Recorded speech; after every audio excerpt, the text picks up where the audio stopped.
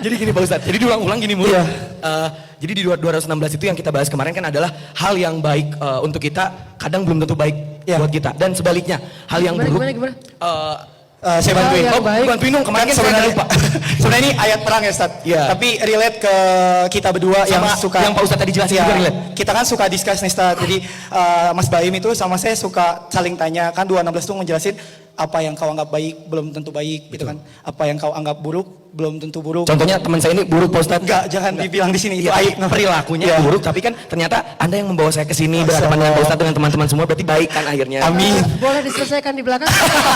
Jangan bergasat. Jadi relate gitu. Kita tuh kadang-kadang memaknai baik yang seperti ini tuh gimana. Kita anggap ini tuh baik, tapi sebenarnya kata Allah enggak gitu. Iya, Tapi iya. kita maksa banget. Ya Allah, tapi ini tuh baik gitu. Iya, iya. Kayak misalkan saya kan sebelum ini pernah salah gitu Ustaz. Berhubungan sama seseorang gitu, tapi ternyata dia nikah sama- Pacaran. Jangan berhubungan baik lah Ustaz. berhubungan baik aja. Pacaran bilang aja. Sebelum hijrah iya pacaran. Zaman jahiliyah Jahiliyah dulu ya. Iya, terus tiba-tiba dia menikah sama orang lain. Iya, betul. Menurut saya tuh harusnya lu nikah sama gua gitu. Kenapa lu mau orang itu gitu?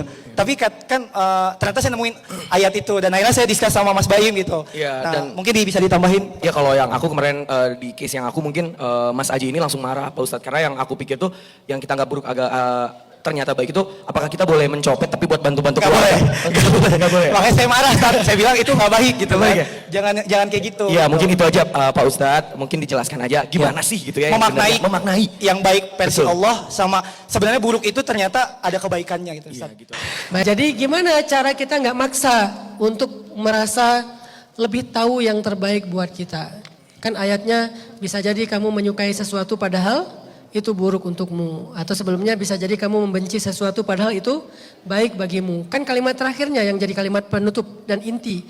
Allah lebih tahu sedangkan kamu nggak tahu. Apa yang harus kita lakukan Ustadz? Belajar merasa nggak lebih tahu dari Allah. Jangan sok tahu. Gimana cara belajar merasa nggak lebih tahu dari Allah? Tafakur.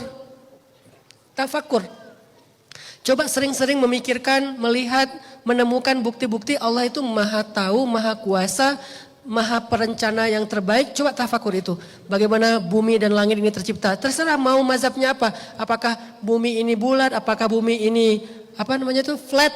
Terserah, yang penting bukankah di dalam bumi dan langit itu kita menemukan kebesaran Allah? Bagaimana Allah menjadikan bumi 7 lapis, langit 7 lapis, kemudian menjadikan matahari sebagai lampu, menjadikan bulan sebagai cahaya. Itu kan semuanya bukti-bukti untuk menemukan Allah itu lebih ngerti loh. Emang saya pernah menciptakan satu pun dari semua ini? Enggak, kok saya ngerasa lebih tahu dari Allah?